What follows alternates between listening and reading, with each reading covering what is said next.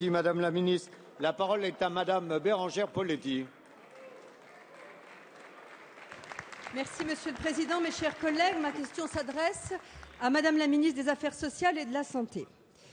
Madame la Ministre, il ne se passe pas une semaine sans que les médicaments s'invitent dans les médias et dans notre actualité.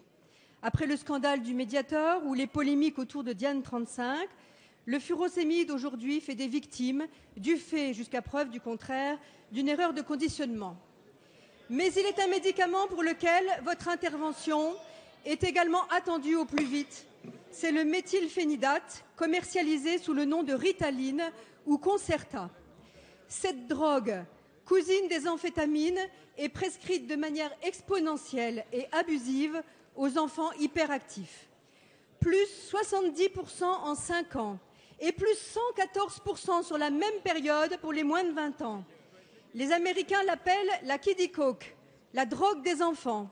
Elle est également prescrite hors de l'autorisation de mise sur le marché pour les étudiants en période d'examen, par exemple. Cette molécule fait polémique parmi les médecins spécialisés et soulève des questions sur des conséquences psychiatriques, neurologiques et cardiovasculaires selon l'avis de la Haute Autorité de Santé. Le 26 février dernier, vous avez exprimé ici même, lors d'un débat sur la sécurité sanitaire, votre souhait de mettre en place un système de pharmacosurveillance, déplorant que cet instrument fasse cruellement défaut. Nous sommes en mai, les crises se succèdent, le temps passe et il y a eu urgence pour les agences et pour les responsables de la santé à disposer d'informations en temps réel afin de mieux anticiper les crises et mieux protéger les patients. Quand comptez-vous, Madame la Ministre, mettre enfin en place ce système indispensable qui existe et qui nécessite une autorisation? Et que fait aujourd'hui le gouvernement pour le furosémide et pour le sujet plus sournois du méthylphénidate? Merci, Madame. La parole est à Madame Marisol Touraine, ministre des Affaires sociales et de la Santé. Merci, Monsieur le Président, Mesdames et Messieurs les députés, Madame la députée Bérengère Poletti.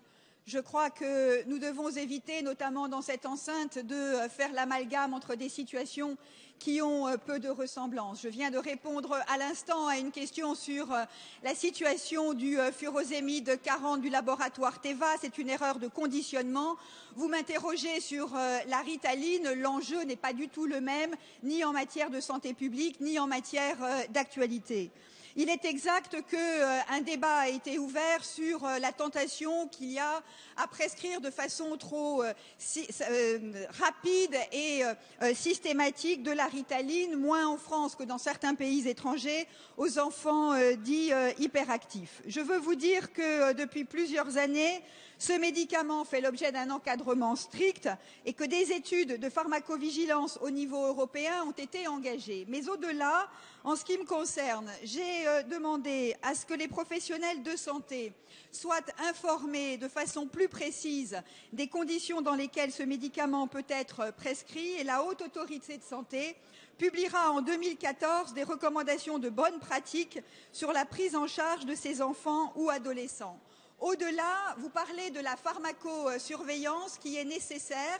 Il s'agit de repérer les prescriptions qui paraissent inadaptées aux situations à prendre en charge. Et pour cela, les professeurs Bégaud et Costagliola, comme j'ai eu l'occasion de vous l'indiquer dans le débat auquel vous avez fait référence, vont me remettre des propositions dans quelques semaines pour améliorer notre système, car il est absolument indispensable que la Caisse nationale d'assurance maladie, mais l'ensemble des autorités sanitaires disposent des éléments permettant de suivre les prescriptions collectives et d'identifier les cas dans lesquels ces prescriptions paraissent inadaptées.